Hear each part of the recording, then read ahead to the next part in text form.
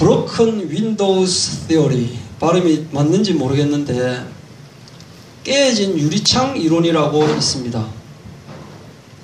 빈 건물에 깨어진 유리창 하나를 그대로 놔두니까 나중에는 그 옆 유리창도 깨어지더라라는 거예요. 이렇게 또 계속 놔두니까 또 다른 유리창이 깨지고 나중에는 그 건물 전체가 폐허처럼 돼가지고 범죄의 온상이 되고 무법천지로 변하더라 하는 거예요. 이것이 그 유명한 깨어진 유리창 이론입니다. 또 깨어진 유리창 법칙이라고도 하죠. 한국에서도 EBS 방송국에서 한번 실험을 했습니다. 쓰레기를 아무도 버리지 않는 곳에 이제 가로등이 있고 이런 곳에 가로등 불을 켜지지 않게 했어요. 그렇게 해놓고 거기에 딱 쓰레기 봉투 하나를 거기에 딱 놔뒀어요. 처음에 쓰레기가 없던 곳에 하나를 딱 놔뒀는데 날이 갈수록 거기는 쓰레기장이 되어버리는 거예요. 사람들이 여기 쓰레기 놔둬도 되는구나 하면서 너도 나도 거기에 쓰레기를 버리더라. 여기. 점염이 되어버리는 거예요.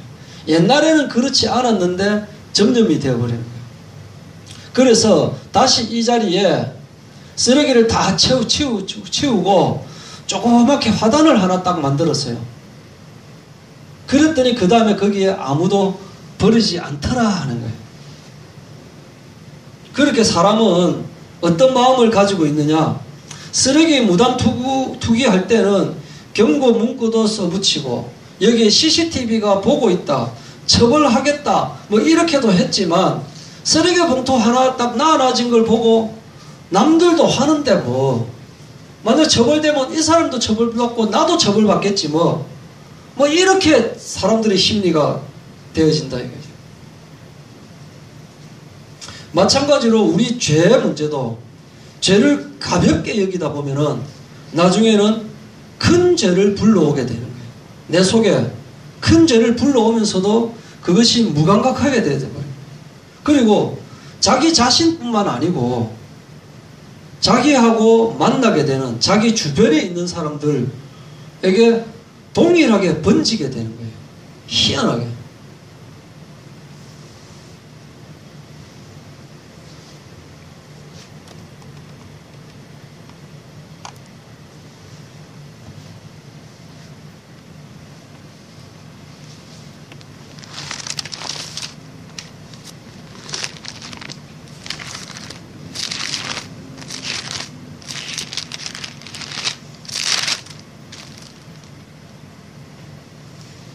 갈라디아서 5장 9절에 보면은 적은 누룩이 온 땅에 퍼지느니라 라는 말이 있어요.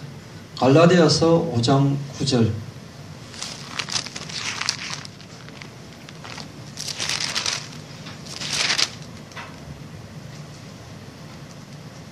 고린도전서 5장 6절에 보면은 너희가 자랑하는 것이 옳지 아니하도다.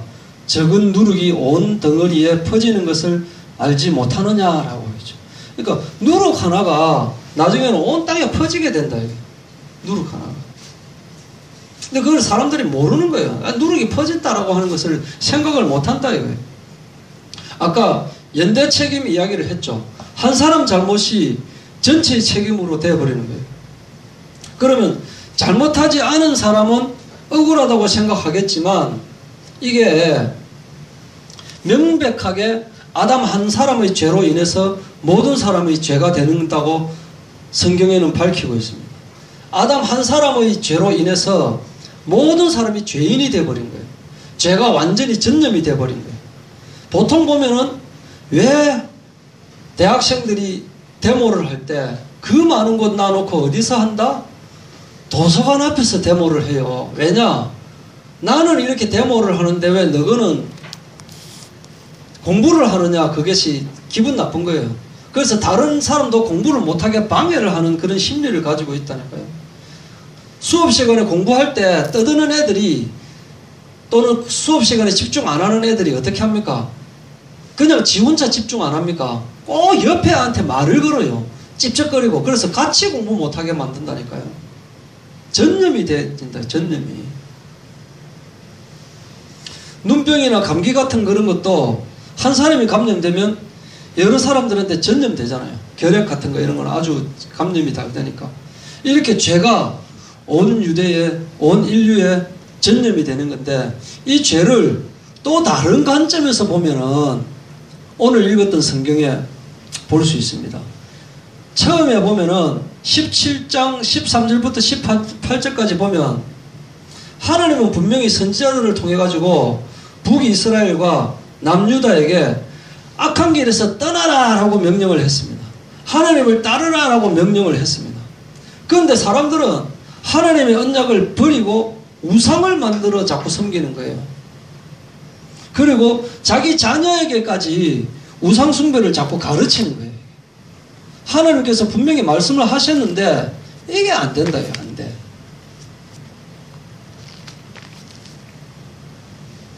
그래가지고 17장 아까 읽었던 17장 17절을 보면은 자기 자녀를 불 가운데로 지나가게 하며 복술과 사술을 행하고 스스로 팔려 여호와 보시기에 악을 행하여 그를 경노하게 하였으므로 이렇게 자꾸 한다 이거죠. 16절에도 보면은 송아지 형상을 만들고 하늘의 이를 성신에게 경배하고 말을 안 들어요. 말을. 14절에 보면은 그들의 목을 곧게 하기를, 목이 뻣뻣하다 이 말은 하나님에게 고개 숙이지 않는다 이거예요. 그래서 하나님이 노하셔가지고 18절에 보십시오. 여호와께서 이스라엘에게 심히 노하사 그들을 그의 앞에서 제거하시니, 이제 북이스라엘을 하나님께서 제쳐놓고 남유다 지파 외에는 남은 자가 없느니라. 남유다만 남았어요. 북이스라엘은 하나님께 제쳐놨다니까요. 그런데 19절에 보면 뭐라고 합니까? 유다도 그들의 하나님 여호와의 명령을 지키지 아니하고 유다도 또 말을 안 듣는 거예요. 이게. 그래서 하나님 또 쫓아낸 거예요. 21절에 보십시오. 이스라엘을 다윗의 집에서 찢어 나누심에 그들이 느바스의 아들 여로보암을 왕으로 삼았더니, 북이스라엘 초대왕 여로보암이 또 어떻게 하느냐? 하나님을 떠나 죄를 범했는데 나중에 여로보암의 그 후대들이 다 동일한 죄에 빠져서 하나님을 떠나서 우상 숭배하는 거예요. 그러니까 마음이 어떠냐면은 남들도 죄를 지으니까 나도 괜찮겠지라고 생각을 하는 거예요. 다 죄를 짓는다니까요. 여기서 죄 안 짓는 사람은 오히려 이상한 사람이 되는 거예요. 하나님을 잘 믿으면 그 사람이 오히려 이상한 사람 되어버린다니까요. 그래서 결국에 하나님은 어떻게 하시느냐? 죄의 전염을 막기 위해서 북이스라엘을 아수르에 잡아먹히게 해버린 거예요. 하나님이 처음에는 참으시지만은 결국에는 심판과 환란이 오게 되어 있는 거예요. 하나님이 오래 참으시는 분이시지만은 신호가 왔을 때 죄를 떠나야 됩니다. 죄가 영향을 미칠 수 있는 그 환경을 제거를 해야 된다 이거예요. 죄를 그냥 놔두면은 자기 자신의 죄성만 많아지는 것이 아니고 주변에도 번져나가게 되는 거예요. 주변에. 이것을 가지고 전가라고 하는 거예요. 전가. 전해져 버린다. 다른 사람한테 넘어간다.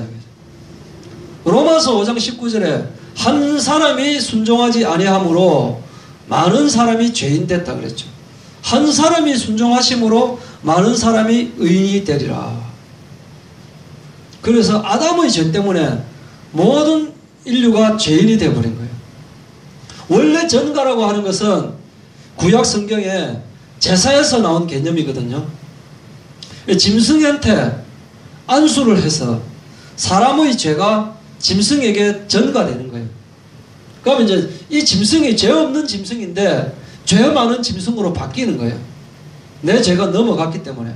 그래서 이 짐승을 죽인다는 그 의미가 전가인데 아담의 죄가 우리 각자에게 전가됐기 때문에 우리는 태어나면서부터 죄인인 거예요. 근데 반대로 예수 그리스도의 십자가 사건으로 인해서 또 의의 전가가 있다 이거예요. 이 죄의 전가라는 것은 아담으로부터 모세까지 아담의 범죄와 같은 죄를 짓지 아니한 자들까지도 죄를 짓지 아니한 자들까지도 사망이 왕노를 한다 했잖아요. 사망이 왕노를 한다. 근데 예수를 믿으면은, 그리스도를 믿으면은 그리스도의 십자가의 의가 또 우리한테 전가가 되는 거예요. 그래서 우리가 은혜를 받는 거다니까요. 우리 구원이 단순히 죄사함을 받는 데서 끝나는 것이 아니고, 이 그리스도의 의가 내 속에 들어오면 계속적으로 의인의 상태가 유지되는 거예요. 이게 어떻게 설명을 하고 있느냐? 일반 교회에서는 더러운 옷을 벗는 것 가지고 구원이라고 말을 하지만 그것은 구원의 시작일 뿐입니다. 이거를 놓쳐서 사람들이 전부 다 열심히 교회 다니고 지옥으로 가게 되는 거예요. 내가 몇 개월 전에 지옥에 가는 교회, 지옥에 가는 기독교라는 설교를 한 적이 있습니다. 뭐냐면은 구원은 여정이 필요합니다. 구원의 시작이 필요하고 구원의 끝이 있어야 되는 거예요. 더러운 옷을 벗는 것으로 끝나는 것이 아니고 거기에 의의 옷을 입어야, 그리고 의의 옷을 입고 끝까지 가야 그것이 구원이 이루어지는 거라니까요. 출애굽과 가나안 입성 이야기 있잖아요. 그걸 보통 사람들이 이제 천국에 가는 그 논리하고 대입해서 설명을 많이 합니다. 출애굽하는 것은 구원의 시작입니다. 그러나 가나안에 들어가야 구원이 이루어지는 거라니까요. 그런데 출애굽만 해놓고 구원 받은 것처럼 착각해버리고 다른 길로 가는 사람들이 너무나 많이 있다. 구원은 시작과 여정과 끝이 있습니다. 거기에는 반드시 회개가 필요하고 거룩과 성화가 필요한 거예요. 이것을 많은 사람들이 놓쳐버린다. 어떤 사람이 병에 걸렸습니다. 이 사람이 병원에 왔어요. 이제 주사도 맞고 했어요. 근데 아직까지는 이 사람이 나은 게 아니에요. 근데 나을 수 있다고, 당신은 나을 수 있습니다. 당신은 괜찮습니다. 당신은 뭐 이제 정상 사람과 똑같이 될 수 있습니다. 확신을 가지십시오라는 말을 들었다 이거죠. 그럼 그 사람이 치료 안 해도 됩니까? 치료를 계속 해야 되는데 낫는다는 확신을 가지라는 그 말을 듣고 그 다음부터 병원에 안 와버리면 죽을 병이라면 죽어버리잖아요. 이런 거를 우리가 놓치면 안 된다니까요. 근데 이단들은 어떻게 하느냐? 이렇게 생각하고 있는 이단이 있습니다. 원죄는 부정을 해요. 원죄는 부정을 하고 후손들의 죄만 인정한다니까요. 아담이 죄를 지었지만은 후손들은 아담의 죄를 이어받는 것이 아니고 후손들은 후손들대로 또 자기가 죄를 지었기 때문에 죄인이 되는 거다. 아담의 죄가 연결되는 것은 아니다. 후손들의 죄는 후손들의 죄만 인정한다. 별개다라고 가르치고 있는 거예요. 이게 옛날부터 그런 이단이 있어요. 또 어떤 이단이 있느냐? 죄를 전가받은 것이 아니고 죄 짓는 성격이 전가받은 것이다. 이거예요. 그래서 놔두면 죄를 지을 수밖에 없다. 죄는 전가받은 게 아닌데 죄 짓는 성격이 전가받았기 때문에 죄를 짓는다. 이렇게 가르치는 거예요. 또 어떤 이단이 있느냐? 죄악된 상태만 전가받은 것이지 아담이 지은 그 죄를 짓는 행위 자체는 유전되지 않았다라는 거예요. 잘 들으세요. 첫 번째는 뭐냐? 원죄 자체를 부정한다 이거예요. 원죄 자체를 부정하고 후손들이 짓는 죄만 인정하는 것이 있고, 또 어떤 것은 죄는 이어받는 게 아니고 죄를 짓게 되는 그 성격만 이어받는다라고 주장하는 것이 있어요. 또 세 번째는 뭐냐? 죄악된 상태만 이어받는 거예요. 이게 가톨릭이 그렇게 주장을 해요. 죄악된 상태만 물려받는 것이지 죄를 짓는 그 행위는 유전되지 않았다는 거예요. 그게 전적인 부패를 인정 안 하는 거예요. 그러나 정통적인 견해는 뭐냐? 아담이 에덴 동산에서 죄를 지은 것은 모든 인류를 대표해서 범죄한 것이다. 그래서 그 후손들도 행위로서 죄를 지은 것이다 라는 것이 인정이 되어져야 되는 거예요.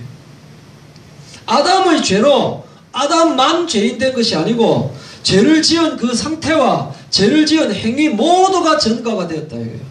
즉 부분적으로만 전가된 것을 주장하는 것은 전부 이단인 거예요. 그런데 왜 부분적으로 전가되었다라고 주장을 할까요? 죄를 지은 상태와 죄를 지은 행위 자체 전적으로 부패를 해서 도저히 인간 스스로는 될 수 있는 상태가 아닌데도 불구하고 해결할 수 있는 것처럼 주장을 하는 것이 뭐냐면은 조금이라도 인간의 양심, 인본주의, 조금이라도 인간 스스로의 가능성을 집어넣으려고 하는 거예요. 근데 그게 아니다.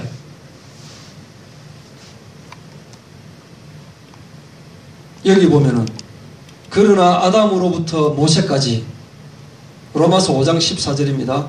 아담으로부터 모세까지, 아담은 범죄와 같은 죄를 짓지 아니한 자들까지도 사망이 왕노릇 하였나니 아담은 오실자의 모형이라. 여기까지는 이해돼요. 아담으로부터 모세까지 아담의 범죄와 같은 죄를 짓지 아니한 자들도 사망이 왕노릇 했다. 아담 한 사람이 죄를 지음으로 해서 모든 사람이 죄인이 되었다. 여기까지는 이해가 되는데 갑자기 생뚱맞게 아담은 오실자의 모형이라. 오실자가 누굽니까? 예수님이잖아요. 왜 갑자기 아담이 오실자의 모형이라고 이야기를 할까요? 구 성경에는 토상이라고 이야기했거든요. 왜 모형이라고 이야기할까요? 왜 아담이 예수님의 모형이다라고 이야기를 할까요? 이게 뭐냐면은 대표성을 가졌다는 거예요. 대표성. 아담은 죄인의 대표성을 가지고 있고 예수님은 의인의 대표성을 가지고 있는 거예요. 대표성을 가지고 있다. 아담은 오실자의 모형이다. 이 말은 아담 한 사람이 죄를 지음으로써 모든 인류가 죄를 지은 것이 되듯이 예수님 한 분이 오심으로써 예수를 믿는 모든 사람이 의인이 되어버린다 이거예요. 그런 똑같은 대표성을 가지는 존재다 이거예요. 그래서 모형이다라고 하는 거예요. 예수님 한 분밖에 없는 겁니다. 예수님으로 인해서 우리 죄 문제가 해결될 수 있고 예수님으로 인해서 우리는 천국 갈 수 있다. 아담으로 인해서 우리가 죄인이 되고 우리가 해결될 수 없는 존재다. 이렇게 대표성을 가지고 있다. 대표성. 그래서 죄도 전가가 되는 것처럼 의도 어떻게 된다? 전가가 되는 거예요. 예수님으로 인해서. 히브리서 9장 28절 이와 같이 그리스도도 많은 사람의 죄를 담당하시려고 단번에 들이신 바 되셨고 구원에 이르게 하기 위하여 죄와 상관없이 자기를 바라는 자들에게 두 번째 나타나시니라. 예수님 한 분으로 인해서 많은 사람의 죄가 다 해결된다. 히브리서 10장 10절 예수 그리스도의 몸을 단번에 들이심으로 말미암아 우리가 거룩함을 얻었노라. 예수님이 십자가에 못 박히셨는데 우리가 거룩해진다. 우리가. 이게 의의 전가다고 하는 거예요. 그래서 우리는 이러한 의가 전가된 그러한 삶을 살아야 되는 거예요. 하나님이 율법을 왜 주셨습니까? 율법을. 하나님이 우리에게 율법을 주신 것은 인간이 탐심을 가지고 있다 보니까 하나님께서 너희들 그렇게 탐심을 가지고 있는 것은 잘못되었다라고 말씀해 주시지 않으시면 그것이 죄라는 것을 모르는 거예요. 사람들이. 인간은 원래 배고픔을 해소하고 목마름을 해소하고 즐거움을 추구하는 데 있어가지고 절제를 하지 못해요. 거기에 빠져버린다니까요. 한 번 좋으면 거기 좋아가지고 계속 거기를 추구하게 되는 거예요. 그러다가 이 욕심을 해결하기 위해서 거기에 빠져버리고 나중에는 죄를 사랑하는 사람이 되어버린다니까요. 그래서 죄가 점점되고 죄가 발전하는 거예요. 죄가 점점되고 죄가 발전하는데도 모르고 있는 거예요. 그래서 율법을 주신 거예요. 너 그렇게 하는 것은 잘못되었다. 그걸 알아라 라고 하는 거예요. 이것과 마찬가지로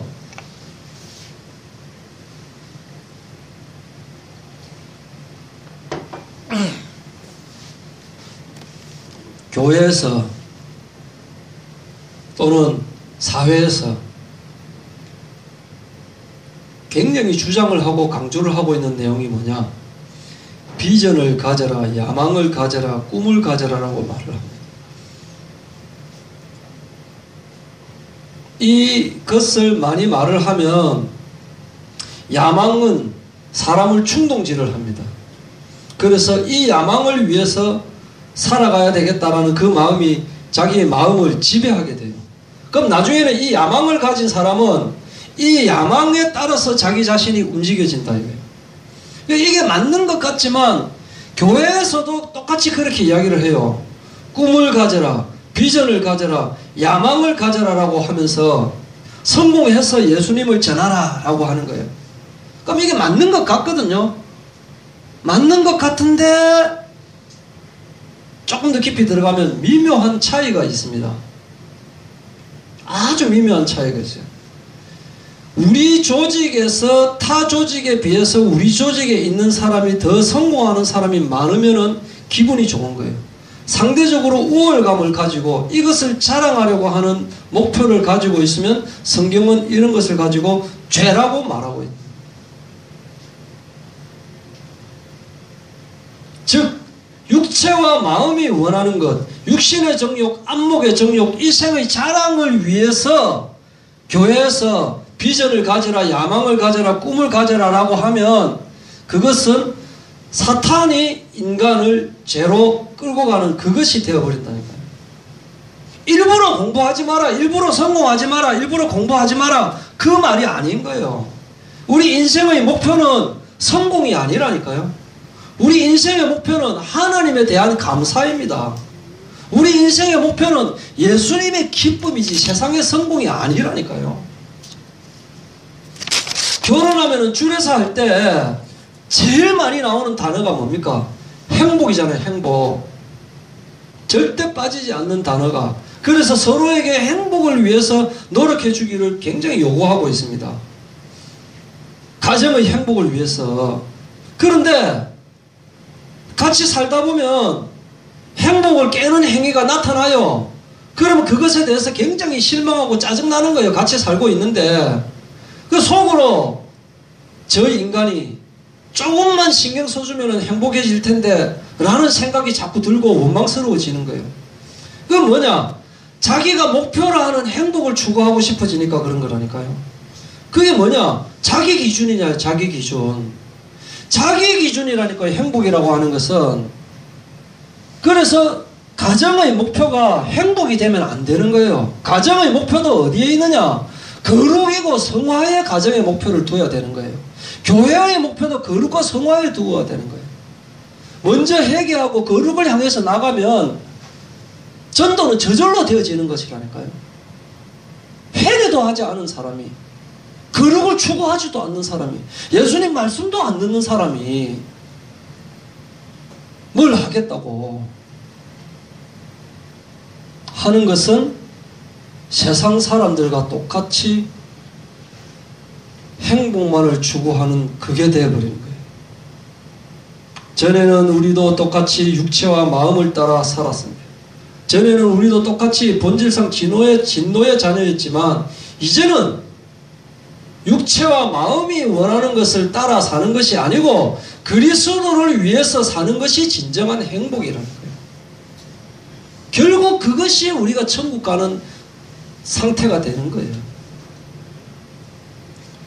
자기를 사랑하면 자기가 우상이 되어집니다.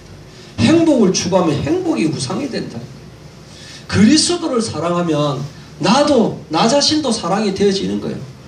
그리스도의 기쁨을 추구하면은 나 자신에게 행복이 저절로 온다니까요.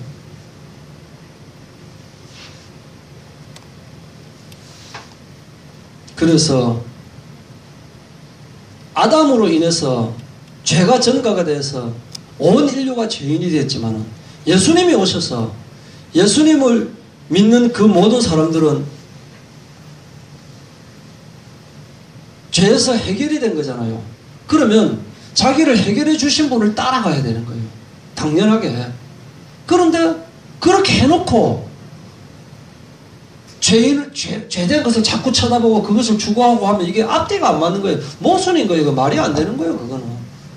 선생님이 내 따라온나? 내 따라오면 얼음에 안 빠지고 살 수 있다. 이 물이 굉장히 잘못 디디면 얼음에 빠질 수 있는 구조가 되어 있는 거예요. 근데 이 사람은 그 길을 잘 알아요. 그래, 이쪽으로만 가면 얼음에 안 빠진다. 나도 따라오라 라고 했어요. 그래, 알겠습니다. 따르겠습니다. 절대 다른 사람 믿지 말고 내만 믿어라. 그 사람 따라가면 되는 거예요. 그럼 물에 안 빠지잖아요. 그래 놓고 다른 데로 자꾸 가면 그 물에 빠질 뿐다니까요. 얼음 속에 빠질 뿐다니까요.